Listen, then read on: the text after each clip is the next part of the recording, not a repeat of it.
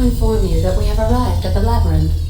Please be advised that the punishment for trespassing is execution. Please be advised that electrical storms on the surface of Tartarus make departure impossible. Oh, speak of the devil. Captain, I am receiving a transmission from the prison's docking authority now. Attention, unauthorized spacecraft. This is a maximum security installation. Your presence here is an explicit violation of UDL corporate policy.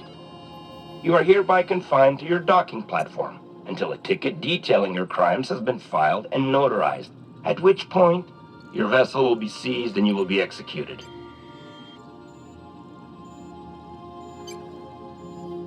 I wager it'll take a bit longer than it takes you to lose your patience and storm out of your ship looking to get shot. To be honest, that'd make my job a lot easier. You come out, we shoot you full of holes, and then everyone goes about their day worry-free. Except you. You'll be dead.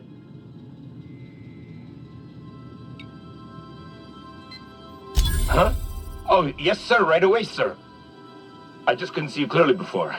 Screen's on the fritz. Damn thing. But for the record, now that I hear you, I totally recognize you. Totally. You're, you, of course. Obviously.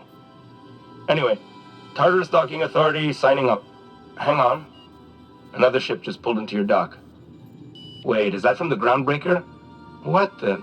Pay no mind to that. Just have a pleasant day. Transmission terminated. Biometric ID received. Transferring data to external cartridge. How can I be of assistance? I'll be here.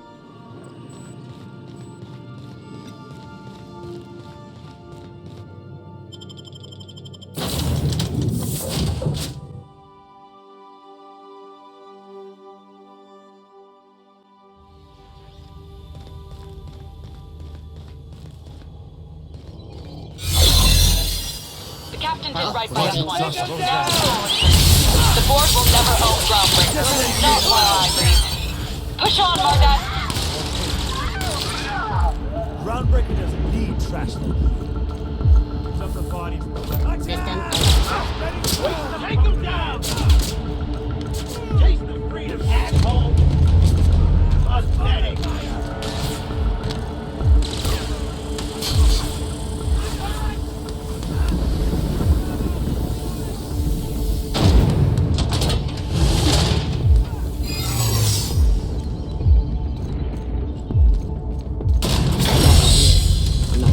Walking into a prison.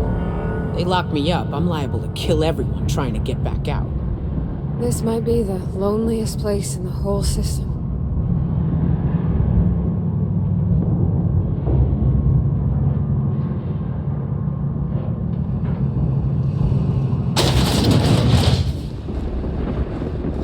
Let's look around. There's gotta be a few ways through here.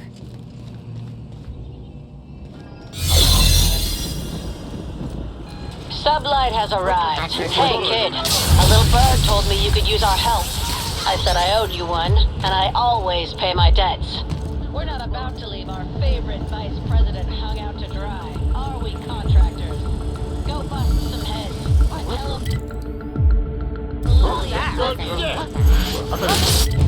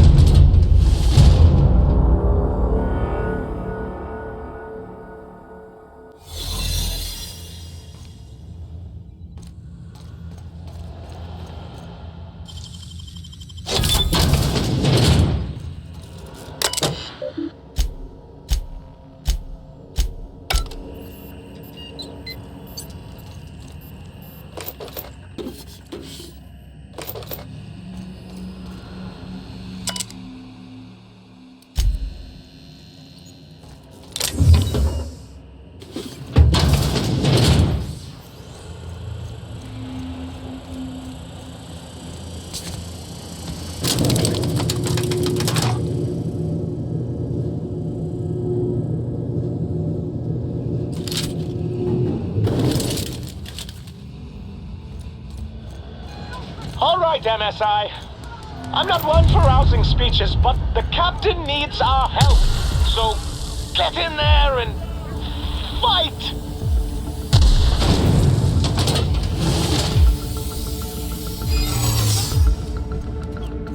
What was... Are you new here?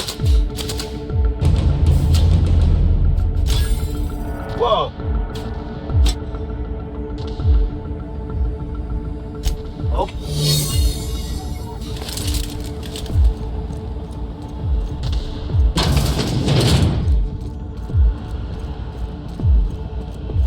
You get tired of patrolling? Let's go rustle.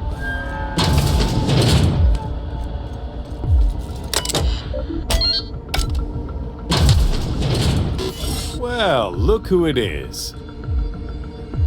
I'll be damned. I was prepping the studio for our announcement, and here I had heard you'd taken a mechanic under your wing. What's the matter, girl? Couldn't find it. The captain's treated me right. Better than any of you bored folk ever have. I'm exactly where I want to be. Ah, I knew I smelled Monarch when you lot walked in. The stench of sulfur, depression, and desperate bravado. Keep talking, and you'll be smelling iron. Ain't nobody so important I won't put a bullet in him. When you go off and get yourself shot, try to avoid taking one to the face. I'll want it recognizable to show to my citizens. I'm not in your way, you dullard. You talk to me. You want to go die in a blaze of glory? Besides, I don't know what you think you're doing here, but Sophia is doing good work up there with Phineas. Your efforts will be in vain. Yes, he is an extraordinarily obstinate fellow, isn't he? Fine, he isn't working for us per se. Semantics, he'll come around. But that's between us. As You're not worth the...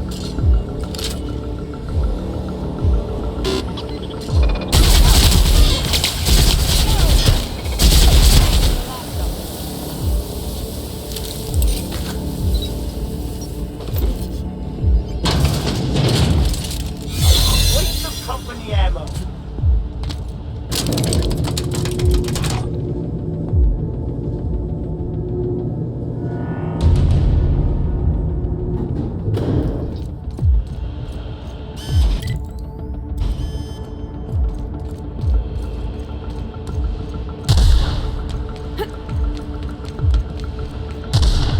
I don't see what the fuss is about a blasted lab coat.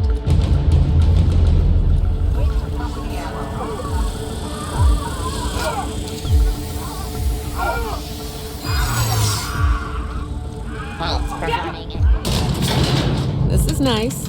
Calm before the storm and all that. Whatever comes of this, I'm just real glad to know you all.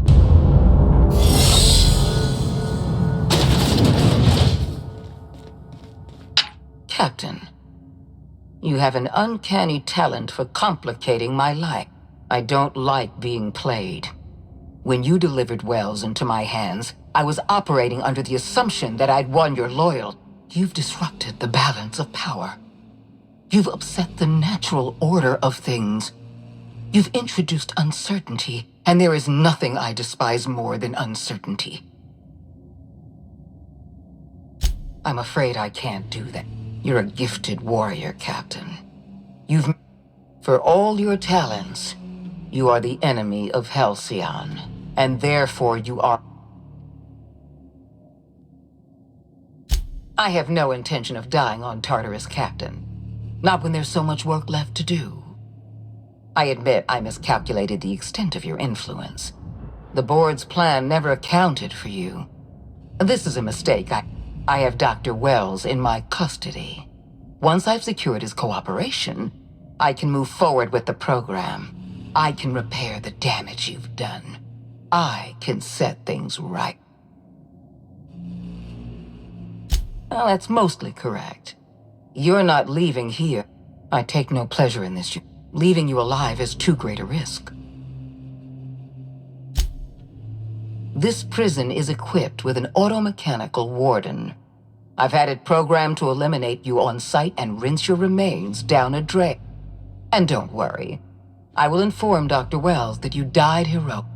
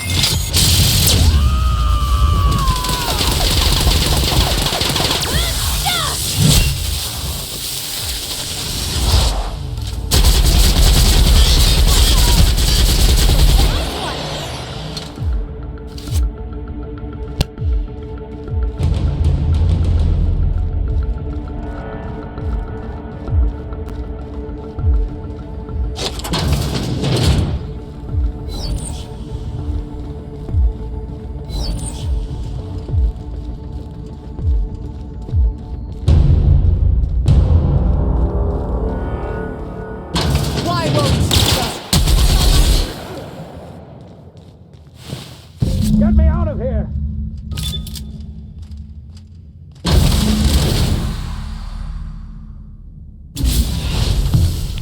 You don't know how glad I am to see you. You did the right thing.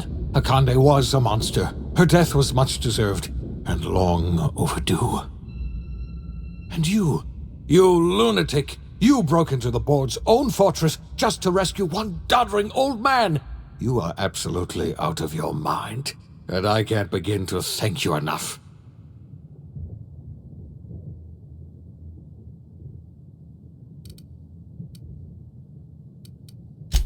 I know, my friend, I know. And now it's finally over. The board's finished. It's only a matter of time before the entire system slips from their grasp.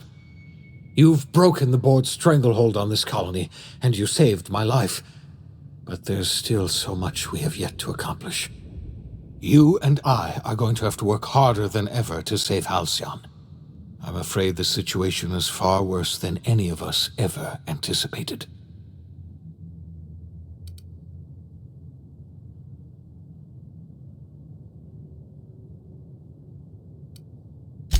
Theatrics, merciful law, I wish Earth has gone dark. We haven't received a single message in 3 years. There's been no communication. 2 years ago, the Earth's Directorate's frigate disappeared on their way back to Earth. We don't know what they discovered when they arrived, or if they arrived at all. So we've got to make do on our own. Seems to me that'll make us stronger in the end anyhow. You're quite right. We've got no choice but to make do on our own. You mean we're all alone out here? I'm afraid so, Miss Holcomb.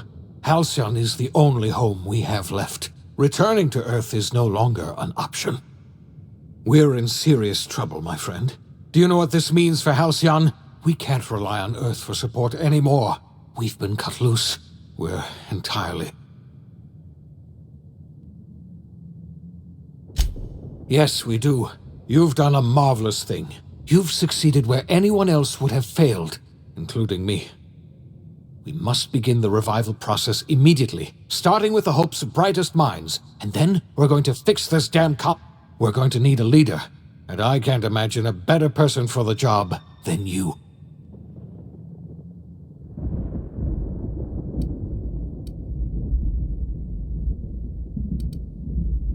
You won't hear a word of disagreement from...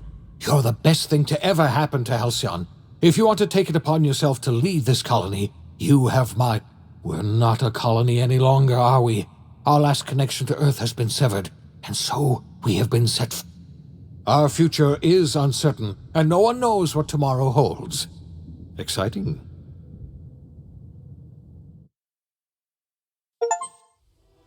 The OSI teaches that everything in the universe happens according to the grand plan. But the stranger that arrived in Halcyon was an unplanned variable. From the moment he landed in Emerald Vale, his actions altered the course of history. The events on Tartarus brought about the end of the board's authority. But the board's mistakes would haunt the colony for decades to come. The damage they left behind would require the work of a generation to repair. Dr. Phineas Wells began reviving a handful of the Hope's colonists. Engineers, scientists, technicians, and intellectuals. They were among the brightest minds the Earth had ever sent out into the stars.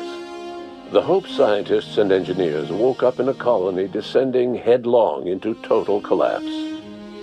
With no way to return to Earth, they had no choice but to band together and devote themselves to the cause of saving Halcyon. The people of Halcyon were nothing if not hardy. In the absence of the board's authority, many of the colony's settlements banded together with a single purpose in mind: survival. Life was especially hard in the years to come. Some towns dissolved by attrition and starvation, but most of them found a way to carry on. In the years to come, Halcyon was forced to reckon with its newfound freedom. The board was gone, and for better or worse, the colony was responsible for its own destiny. Sanjar's civil liberties and worker-centric policies were slow to catch on with the other corporations. But as Halcyon began its long, arduous journey toward recovery, many of Terra 2's smaller townships started adopting MSI's alternative corporate structure, and eventually became entirely self-sufficient. In the coming years, many of these townships managed to eke by, where otherwise they might have starved. Bolstered by her status as savior of humanity, Lilia Hagen ushered Sublight Salvage to a new golden age. Her company grew bolder and more transparent over time, muddying the line between lawful and criminal for the entire colony. The Sublight family would thrive for years to come. Adelaide McDevitt replaced Reed Thompson as the leader of Edgewater. She and her followers transformed Edgewater in their image. Anyone loyal to Reed was pressured into leaving town, and those who stayed behind adapted to her way of life. Adelaide transformed the old cannery into a new garden. The nearby Edgewater Cemetery provided a convenient source of fertilizer. It was said that the first corpse that fed her garden belonged to Reed Thompson. Under the leadership of Junlei Tennyson, the Groundbreaker held firm against corporate influence. The ship's mechanical stability gave Junlei the time to educate a promising generation of engineers schooled in her family's traditions. The future of the Groundbreaker looks promising. The rediscovery of the Hope and the abandonment of the lifetime employment program forced Byzantium to come to terms with some uncomfortable realities about the state of Halcyon. While Byzantines were reluctant to surrender the luxuries they'd grown accustomed to, the board's diminished authority gave them little choice in the matter. Nearly everyone had to learn to make do with less. Some even had to get jobs. It was a dark time indeed. Even the Gorgon asteroid, though a distant enigma to most of Halcyon, felt the aftershocks of your actions. The destroyed Adrenatine synthesizer became a symbol of the board's cruelty, and a rallying point for Wells and his scientists as they sought to build a more humane, ethical Halcyon. They cleared the dead from Gorgon's laboratories and repurposed them to aid in the crucial work of solving the colony's nutrition crisis. Gorgon, which had once sown death and destruction across Halcyon, became a source of hope and renewal. The Gorgon Project's final explosive end was bittersweet for Olivia Ambrose. She wandered the colony's fringes alone, searching for others like her who despised the board and meant to destroy them. In time, she found Phineas Wells and his cadre of scientists, and she joined them in their efforts to save Halcyon. For a while, she even knew an uneasy peace. But for all that, Olivia found purpose in Wells' project. She was always haunted by the memory of her daughter, Minnie, who hadn't lived to see the better world they were building. She never did forgive herself for the horror her work had wrought on Halcyon, but she remembered fondly the daring captain who'd put an end to it at last. In spite of everything, the Gorgon asteroid remained a sobering reminder of the potential for progress and disaster in humanity's most ambitious efforts. The Rizzo's company in Halcyon dissolved after the collapse of the board. Needless to say, the launch of Spectrum Brown was indefinitely delayed. A stockpile of Spectrum Brown remains buried deep beneath the ruins of the old distillery, abandoned to time and attrition. As the board began to disintegrate, Spencer Woolrich found himself at a crossroads. Cling to what little stardom remained to him, or help usher Halcyon into its new future. To the surprise of many, perhaps himself most of all, Spencer chose the latter option. Having learned a variety of different skills in the many different roles played throughout his lengthy career, Spencer founded a radio serial dedicated to staying alive despite the odds. His subjects included how to survive violent encounters with only grazing wounds, dispense pithy one-liners for tense scenarios, and, of course, how to look good doing both. After a brief attempt at dating Helen as one person rather than two, which both Bertie and Helen found too strange, Bertie struck out on his own to try his hand at raising woolly cows. Many of his former Rangers teammates soon followed, accompanied by the woolly cow the team had originally plied with alcohol. The dairy farm thrived under Bertie's leadership and care. The Dairy Rangers privately believed that the woolly cows softened Bertie's temper considerably, although the only one brave enough to say this to his face was promptly headbutted. Due to the board's dissolution, many of the Prophet's old customers no longer found quite the same value in productivity seminars that they once had. With her business drying up, the Prophet chose to take her followers down a new path. Months later, salvagers on Eridanos found clues leading them to a seemingly abandoned bunker out in the wilderness.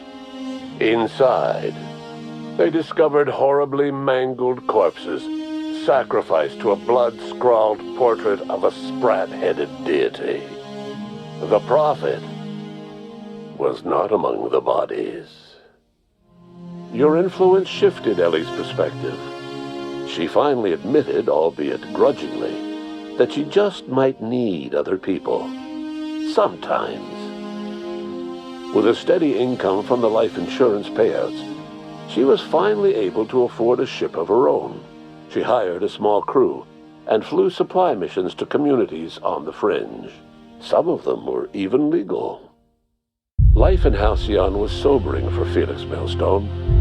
The grand revolution he dreamed of never came. There was no great awakening for the colony, no celebrations in the streets.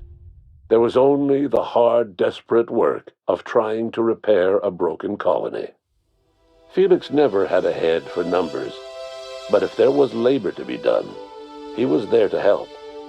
Eventually, Felix realized that the work of a revolution was done with two hands. After all he'd seen and heard adventuring with you, the vicar Maximilian de Soto renounced his faith and joined the effort to rebuild the colony.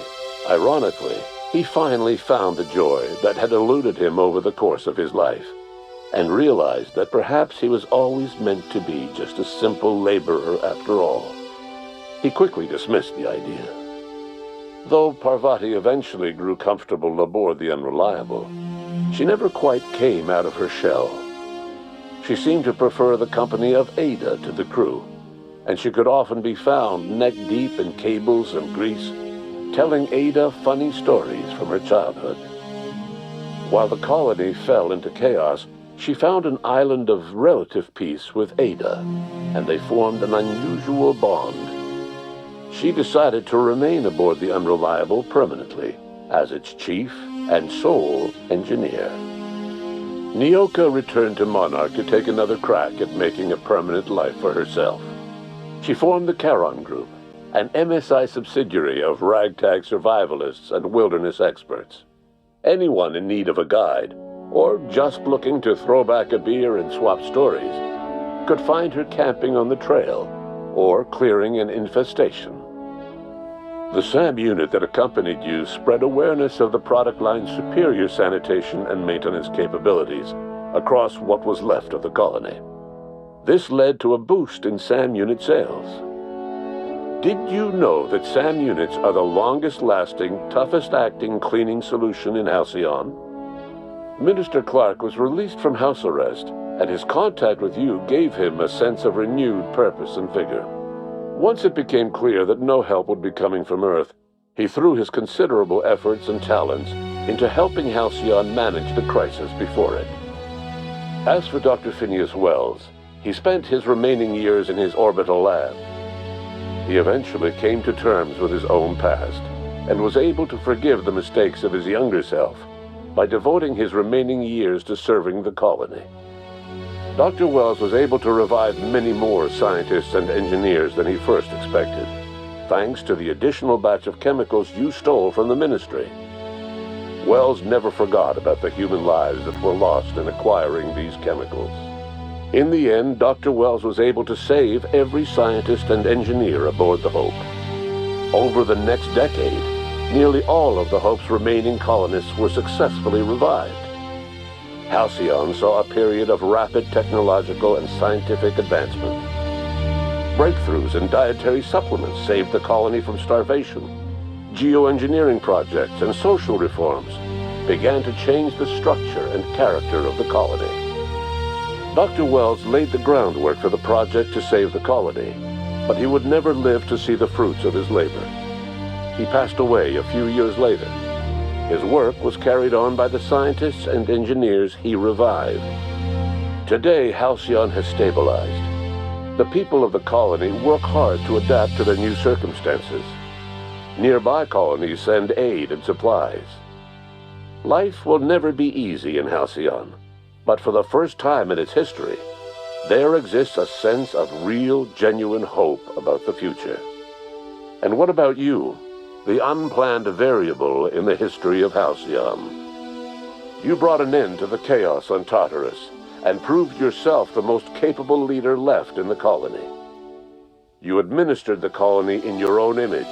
With the old power of the board destroyed, a new government of Halcyon rose with you at its center. With your steady hand, you guided Halcyon through the turbulent years that were to follow, and helped ensure the survival of the colony until the end of your days.